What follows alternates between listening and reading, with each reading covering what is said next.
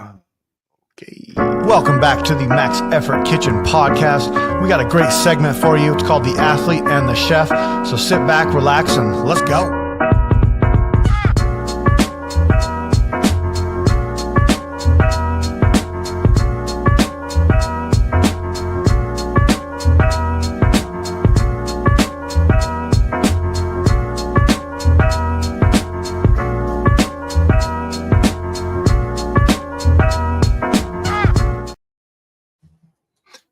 All right. Hi, Cornell. How you doing?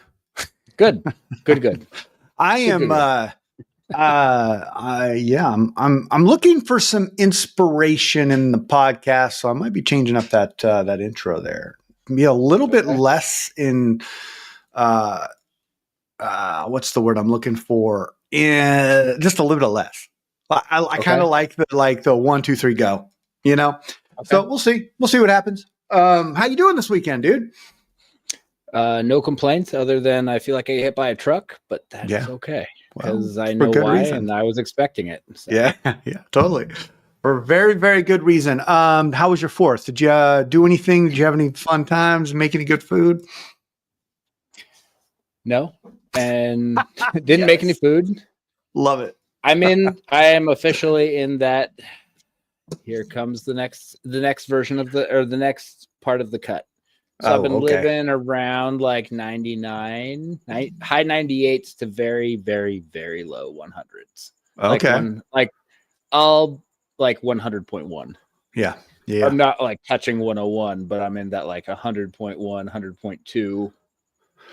And then I'll be down to like 98.9. So over the next couple of weeks, I want to start just kind of trimming some stuff out. But I think that one of my problems is I've been doing a ton of bodybuilding and I feel like my shoulders and back and arms are just getting bigger. So I think that there is somewhat of that is excess weight, but it's also, I think, working with my training. Yeah. Well, I mean, based off of what I've witnessed with you, you're lifting. There was something that was a very clear change when you dropped in weight. I think it was to the 96. You got way faster, and it looked like you had to use less muscle, and you had better speed. That's just something I recognized. But I mean, obviously that's probably what's supposed to happen, right? When you get lighter. Yeah. I think the other part, though, that devil's advocate for that is I'm also lifting lighter weights. So I am able to move faster. Okay.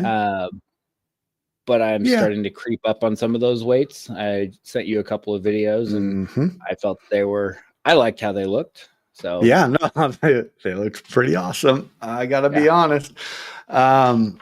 So, 4th of July was exactly the same for us. I don't know that this holiday is what it is.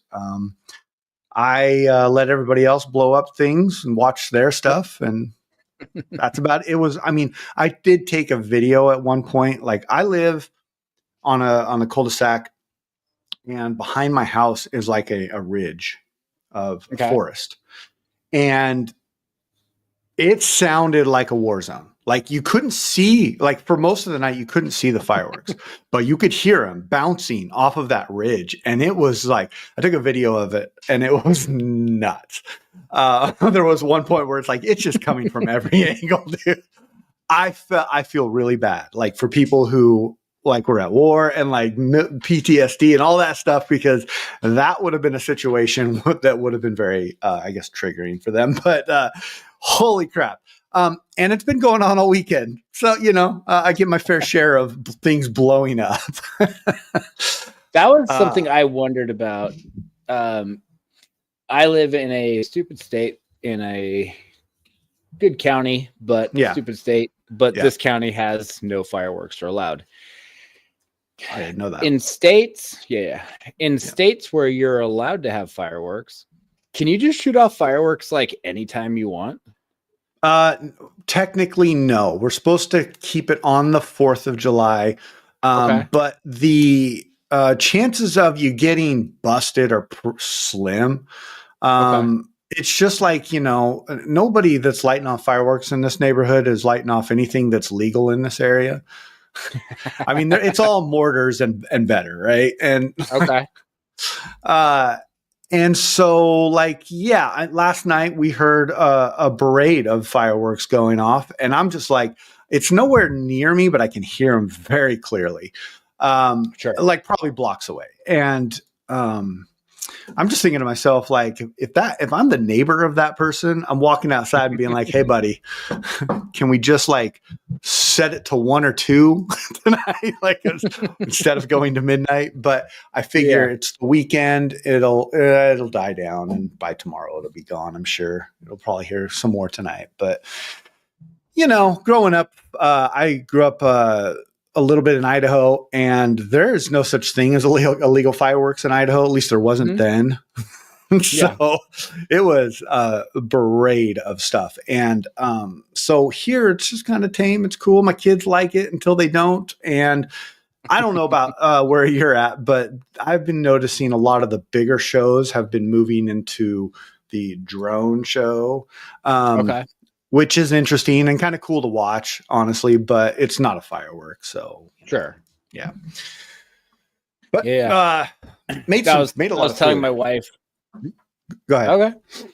I was telling my wife that I see all these videos all the time on social media where it says that it'll show some just like roided up, jacked, huge guy.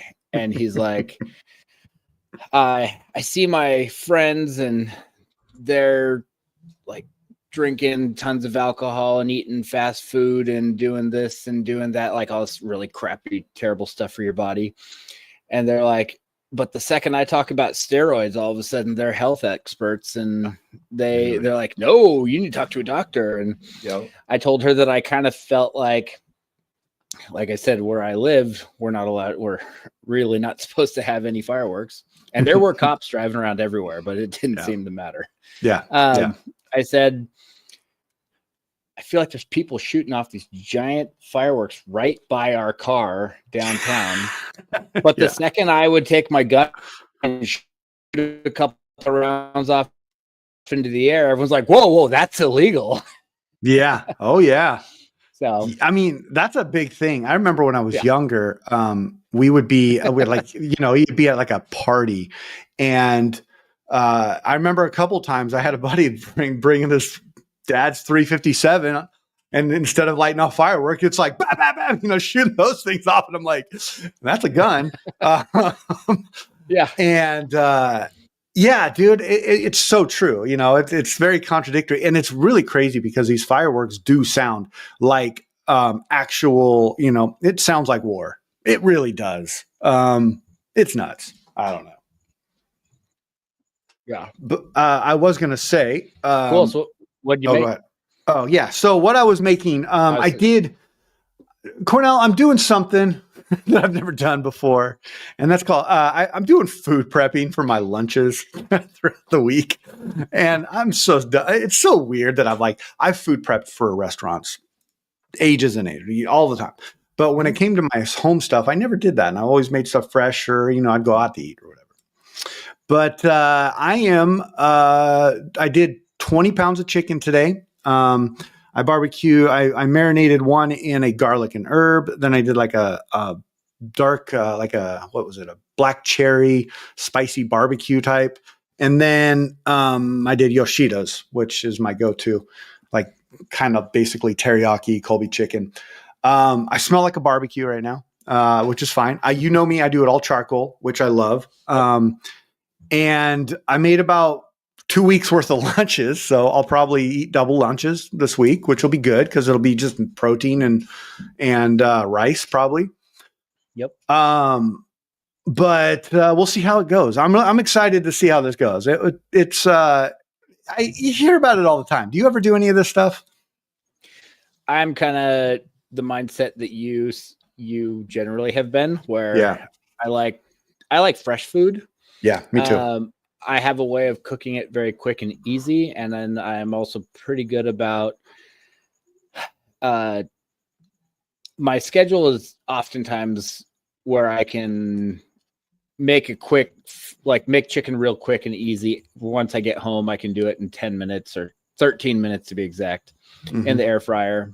Nice. And I would just rather do it that way, where I just get home, I pop it in immediately. It takes 13 minutes to cook, and then I'm out of the house within 15 minutes. But I like that. It's not something I can do. I can't count on that. So that's the hard part. And then I'm also not someone who I did it a couple times and I hated it, where like you meal prep on Sunday and by Friday you're just so sick of that food. So yeah, I think that's probably going to happen because it's all chicken and rice and mac salad and I'm going to do like some steamed veggies. We'll see what happens. I'm not doing it for any reason but for convenience. I'm not like trying to lose weight. I'm not broke. I'm just like, I think you have to put on like 8 kilos, right? Exactly. Dude. Yeah. Lifting at 110 is going to be interesting. I felt like I was really well positioned at the 102, and I'm sure there was a lot of people that felt that way. But hey, I'm up for a challenge. And if I can put on, 4 or 5 kilos before, which I know I can, before Worlds, let's do it. Let's see what happens. Because anytime I've been heavier, I've always lifted more weight. Not better, but more weight. Yeah. I mean, why not? And I still have to have a meeting with Joe because we're going to kind of work through some focuses, and he's got me on like the hypertrophy training from hell right now, which is fine. It's 6 days a week. It's squats at 8 reps, which boy, I can tell you that I may not always do the 8 reps, but especially when he's like 150 and above, man, I'm just like, come on, Joe, why are you doing this to me? Yeah, I did sets of a 5x5 yesterday at 150, and I feel every muscle in my legs right now. Exactly. And I'm worried that tomorrow's going to be worse. Tomorrow I have to do 5x5 at 140, and then Wednesday I'll be 50, and then either Friday or Saturday I'll be 60. But then I'm done. Nice. That's the end of my 3 weeks. So that's okay. And then I remember you were saying you're doing 3 weeks of squats. And that's. And then aren't you going for a 170, a clean and jerk or clean? I was trying to hit a 160 by the end of last month, which I ended up hitting 65 from the blocks. Nice. About a week and a half early, or a full week, or depending on where the first was. Yeah. Like a full week early. Nice. But that was only like a week into squatting. So my son came to me, was it last night? And, he's getting ready for tackle football and equipment next week. And then conditioning starts on August 1st. And he goes, Dad, I want to start squatting. Nice. I was like, all right. Part of me was really, really happy. The other part of me is like, here we go, buddy. So I worked him through a couple deadlifts and squats today, and nothing crazy. Just empty ball. How is he squatting? Is it right now? I have him doing box squats, just to get his form, just to work form. Because I feel like box squats, it really shows you where to place your feet. It really helps you understand like where to stop and where to start.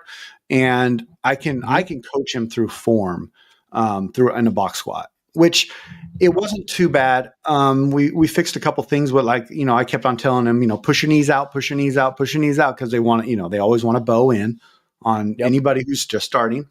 But he was doing pretty good. It was fairly lightweight. I have something less than a training bar here, and we just did that. I think, teaching him, and this is the one thing that I forget a lot. And I don't know if you run into this on newer athletes that come into the gym, but teaching them to squat without like the pad.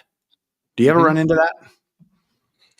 I pretty much make fun of people if they ask for a pad. And that's what I told him. I was like, you're not going to have a pad. We'll just keep it light until you get used to it. And then we'll move up, and he was like, all right, let's do it. And so we did a 5x5 at like, it was 15 kilos. So not whatever. Yeah, that's great. I've seen kids just buckle and just everything falls as soon as you add any weight, and then they start doing it, and then all of a sudden the form starts getting there, and keep it light, keep them moving. I was going to say like goblet squats, I think that's what was easier for me helping my son in the beginning. So I mean, the beginning didn't last that long. I mean, he's done with it now, but goblet squats were always good because it was like a front squat, but it was a lot less technical, and you can use different weights. Like you can use change plates and work your way up in weight. If you have a kettlebell or dumbbells, you can use that. So I like that. Yeah. That's a really good one. I mean, shoot, I'll give him do you know what a 10 can is? The big cans are like tomatoes. Okay. Yeah. I'll have him start with those. You know what I mean? Like don't slam it. Yeah. When he's done after a set of 10. Yeah. And no writing anything on the ground either. Sorry. Yeah. I'm excited for that for him. But I really, squatting is such a love-hate relationship. I love it because it makes you strong, and it is a foundational lift. But boy, does it wreck me these days. I'm noticing it more and more and more. It may wreck me, and it may take me a little bit more to recover, but it's so freaking worth it. Like I'm starting to get pissed off at myself for like skipping out on reps on squats to the point where I'm like, okay, you want me to do 3 sets of 8. Okay, so that's 24 reps. I'm going to do a 5x5, and then I'm going to do my makeup reps after that. Like, just because, like, I'm like, if I get the rep count in, I feel better about myself. I don't know. Sure. Yeah. So I like that you called it a love-hate relationship. I call it a hate-hate relationship. I hate doing them, but I hate even more that it works. Yeah, no, because it means I have to do them. So that's a really good way of putting it too. It's just nobody likes them, man. They hurt. I'm pretty sure my neighbors are really feeling weird about my screaming that happens in my gym in the afternoon because it happens loud. And my family's used to it. They're like, they don't even come down there anymore. They're like, whatever, I'm squatting. So let's talk moving into Worlds, 11 weeks, 10 weekish, whatever. What are some focuses for you?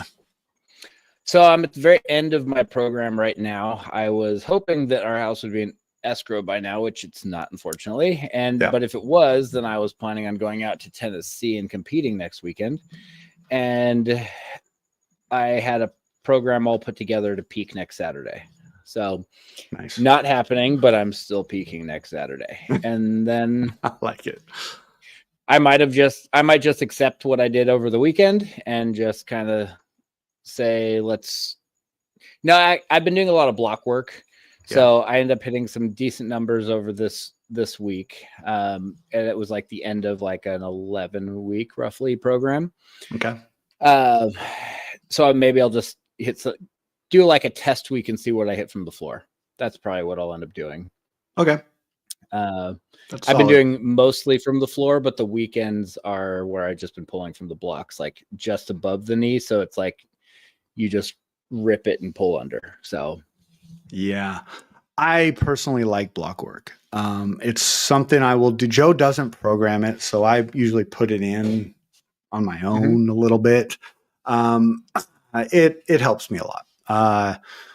Pulls also help me a lot. He's been having me do something that I've been seeing some good progressions in, which is the don't really like them, but snatch, grip, push, press. Okay. And I did up to 100 kilos last week, and he's like, "All right, cool. We're going to get to 110 by Worlds." And I was like, "No, shut up." The re-rack of that is just like terrifying. It all get out, but like it's been cool. I like that focus for you though, dude. That's that seems pretty darn good. And this isn't your first rodeo, so you know what the hell you're doing. Yeah, but it's gonna be a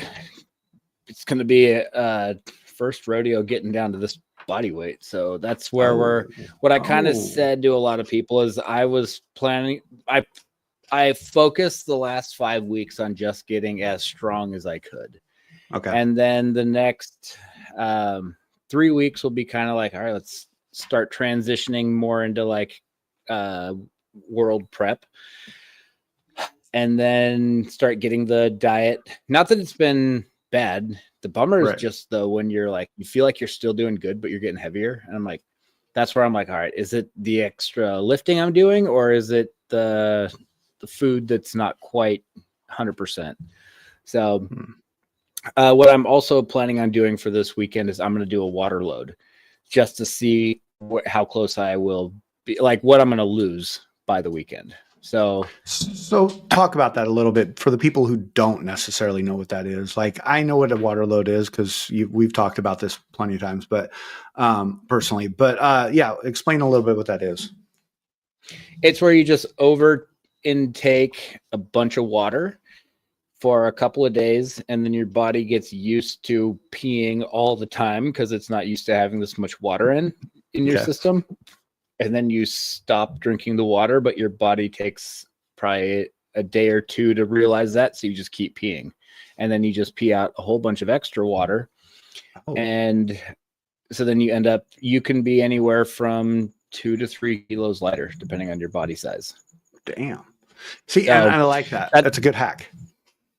Yeah. And that's one of the things. I'm not saying it's healthy. I'm not saying I would recommend it on a regular thing. I wouldn't. It's not something I like doing, especially knowing I have kidney issues. Yeah. But it's something where this is probably going to be my last. This quite possibly will be my first and only meet at 94 kilos. So I'm just going to do what I got to do to get it done. Nice. So, but I wanted to test it out to see where the water.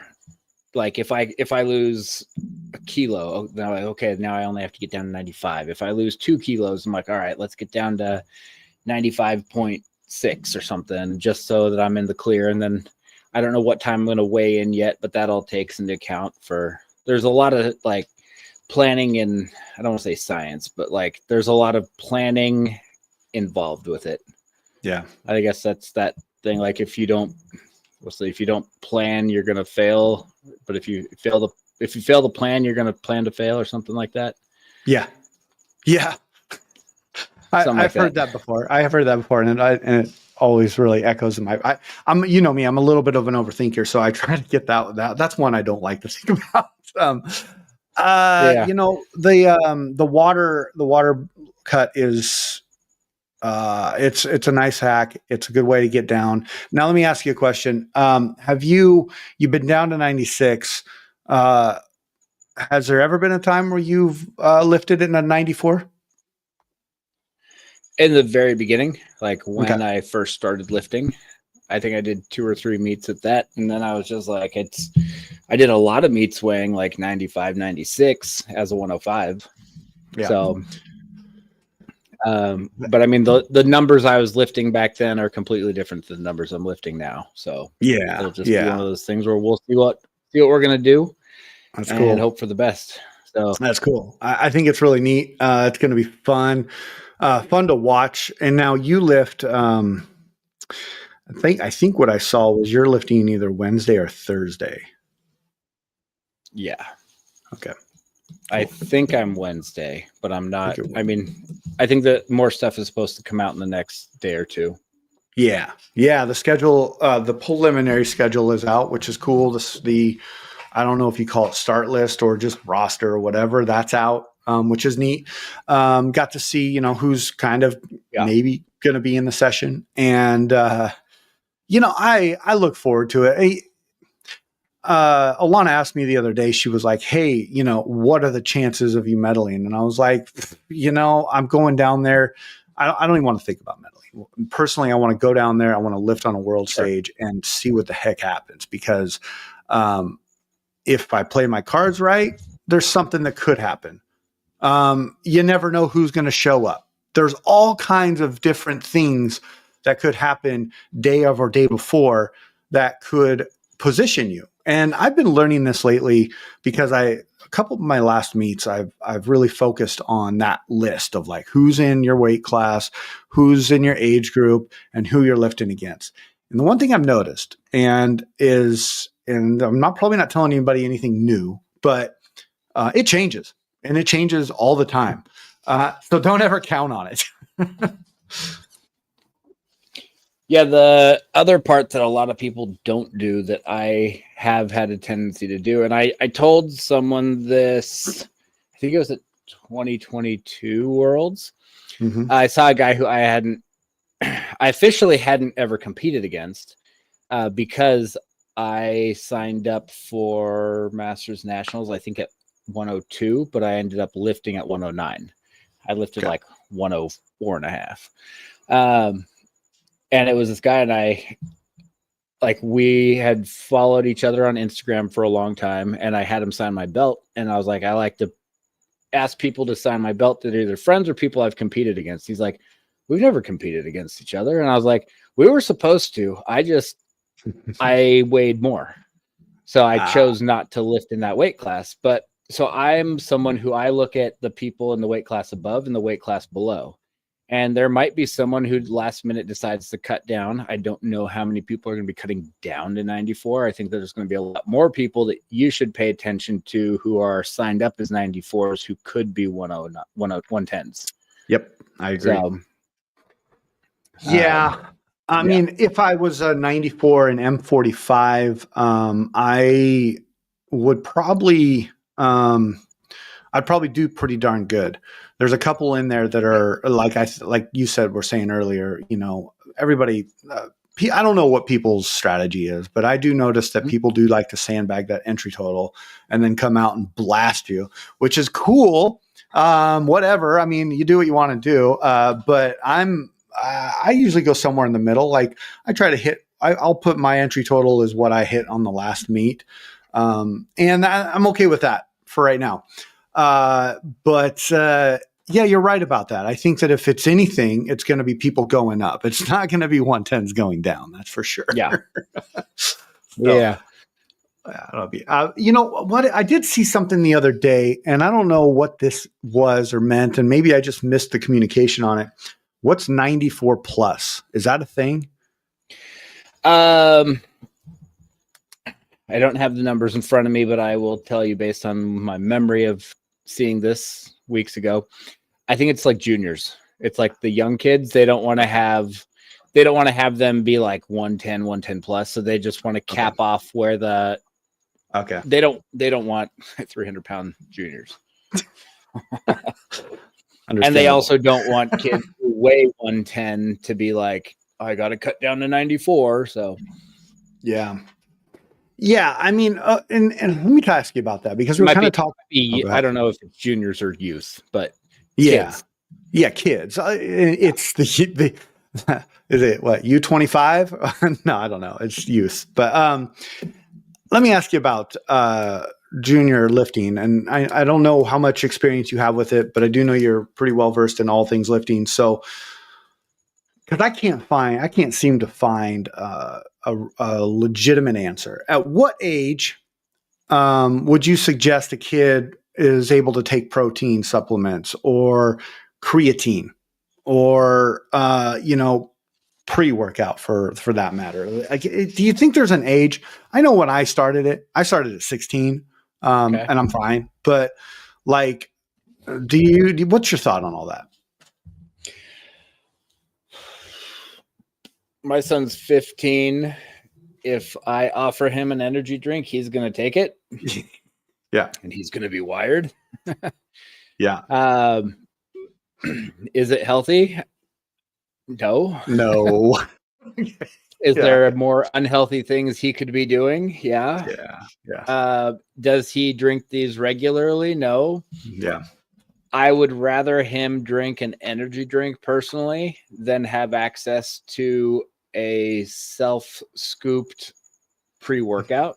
Yeah, that's good, Paul. Good call. And not if I have a 6-pack of energy drinks in the fridge and all of a sudden there's 2 left and I haven't had one and it's been 3 days, I know who took them. Okay. If I have 30 servings of Blue Raz pre-workout and he takes 3 scoops a day, I don't know. You have no idea. Yeah. Yeah, that makes sense. The protein, I don't think that matters at all. It's basically chocolate milk. Yeah. Creatine, I can't take. I don't take creatine. They don't tell you this. If you have kidney issues, it's not good for your kidneys. There are side effects. Yep. So when everyone says to you that like, oh, there's no side effects, I'm like, there's side effects if your body's not functioning properly. So, know what you're taking if you have issues. If you have no issues, there's probably nothing wrong with it, but it does tax your kidneys. So I will say that when I first started taking creatine in football, my coach who gave it to me was like, make sure you cycle off it every 3 months. And I'm like, why? And this is back when it cost like $150 a container.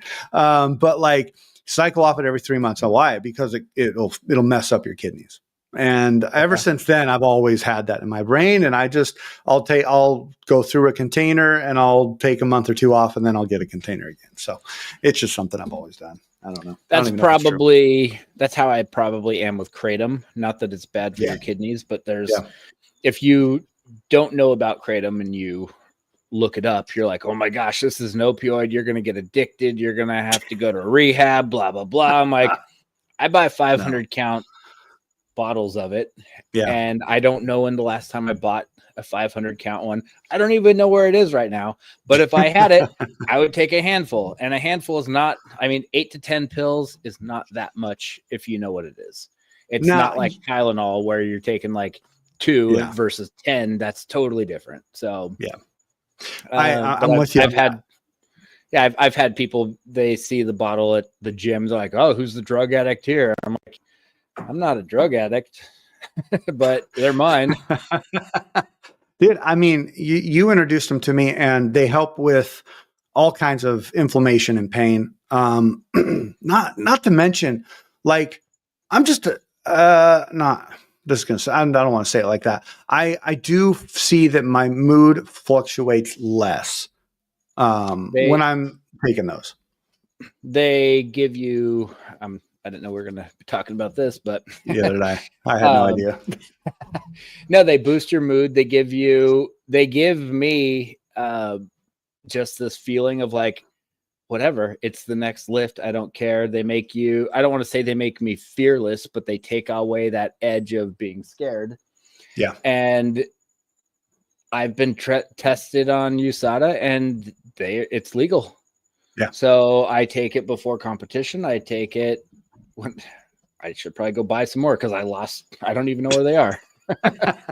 But yeah, I think that there's a lot of stuff like that where as long as take it, stop taking it, don't make it like a total routine where you're like addicted to it, whether it's placebo or whether it's actually working or that kind of a thing. Just it's how I feel with knee wraps and wrist wraps and all that belts. Like, use them when you need it and don't use it when you don't. Yeah. I mean, thanks to our conversation last week, I used straps all week with no wristbands. And it was a nice change up. And I even made notes of it in my little training thing with Joe. And I was like, hey, use wraps this week. Bar path was just a little bit better. Felt good. I'll probably do that for the next couple weeks until I want to switch it up.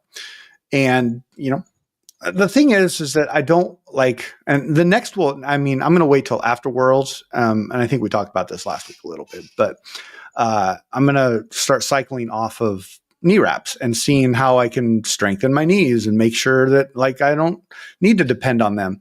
I've done it with the belt a couple times. I'm doing it with straps right now and without straps. And, I just think it just makes you a versatile lifter. You never know what's going to happen. Yeah. One interesting thing to try with knee wraps is how long are yours? Are they super long or? Yeah, they're the long ones. They're the long ones. if you get some shorter ones, or if you have some old ones, cut them in half. Just wrap differently. If Okay. you watch like some of the Klokov, the way he wraps oftentimes or used to, where it's not even on his knee, it's like just below his kneecap. And what it does is it puts a bunch more material above your calf so that your bottom position is more supported. So you can just kind of start playing around with different areas. And then if like I've been having some, just since I'm squatting again, because it sucks, because it works. There's been days where I just wrapped my quads. I didn't even need them on my knees, but I wanted a lot of more pressure on my quads just to keep them feeling better. Dude, that's a move right there. I love that because I've done that before where I've wrapped my quads and boy, I don't know. I don't know if this is true or not, but it made me feel like I was almost like 5 years younger. Like I was like, oh my, this feels great. Can I do this all the time? Yeah. And like right now I'm having a lot of patella tendonitis. So I definitely am wrapping one. I don't necessarily have to wrap them both, but by the time I get to clean jerk, I'll normally put them both on more of a being safe than sorry kind of thing. Yeah. But yeah, I was going to go back to the. Oh, I was going to say I've been for the patella tendonitis because I have it in my left knee. I've been because I've been doing a shit ton of Bulgarian split squats. I've been doing lightweight. Those things have been helping. I don't know if you do those. I don't know if you want to do those. They help the tendonitis a little bit on me though. I've been starting to. I tried to like video a bunch of stuff, and I was going to try to put it together and be like, "This is what weightlifting actually is when you're in your 40s." Love that. Whoa! My garage door's open, and someone just flew by on like bikes, and they're yelling. Nice. No, what I was going to say is one of the other parts with straps, where some people are like, oh, "I don't want to be dependent on it, and I don't want this and that," but you can get like pretty bad elbow tendonitis and golfer's elbow and tennis elbow and all that kind of stuff. And that generally for me would happen in one side, not both. Right. And what I would do leading into competition is I would wear one strap, and people were just like freaking out the whole time. Like, how are you doing that? I'm like, well, it's keeping my hand loose and I'm hook gripping with the other one. So I'm still feeling everything. Yeah. And it's just a mental thing that people need to get through. And it's not that hard once you just turn your brain off. And that's what led me into, I think, one of my biggest meets ever a couple of years ago is I had to wear one strap for a long time. And I think for about 2 weeks leading into the end of the training, because it was a very intense program I was doing, where leading into the tennis elbow or golfer, the tendonitis, I was doing snatch pulls with like sets of 3 with over 200 kilos, like regularly. Damn. So there was just a lot of like excess like usage that wasn't necessarily needed. And I was trying to do it so that I would like, I just always heard like, oh, you want to toughen everything up. You want to get as strong as possible. And I'm like, I just got really beat up. And I mean, I did really good at that meet, but I don't know if I would have done any worse if I just strapped up for the rest of the stuff. So, yeah, no, that makes sense. That's, well, the thing I like about what you just said is it shows that you don't need to do what everybody else is doing to make your body work properly. Figure out ways to where your body works properly, not how everybody else is doing it, and then just do it that way. I'm kind of the same way in a sense, where I'm like, oh, I'm going to try this. This is really a bit unconventional, and I'll probably get made fun of about it. But hey, why not? I'll give it a shot. But just do what works. At the end of the day, just do what works, and who cares? Yeah, no, this is probably a topic that we shouldn't get too far into, but okay.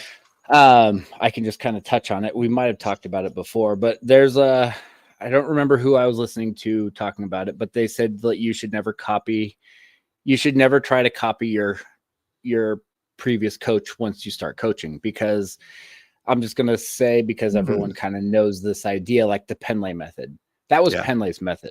That was not my method. It's not your method. It's not anybody's method. you will never be able to do it as good as Glenn Penley could do it. So you're Right. always going to be at best second rate. Yeah. But if you take some of that and some of, let's say, New Cal Strength and some of East Coast Gold and some of all of these other things, like stuff that you have learned now that there's like weightlifting AI, like you pull from all of these different things and you mush it together, that becomes your method. Yeah. And I think that works really well with training, where like for me, if I had tennis elbow in the left arm, I would wear one strap. Did it make sense to most people? No. Were they able to keep up with my lifting? No. So I don't care if someone else doesn't understand it. If it works for me, it works for me.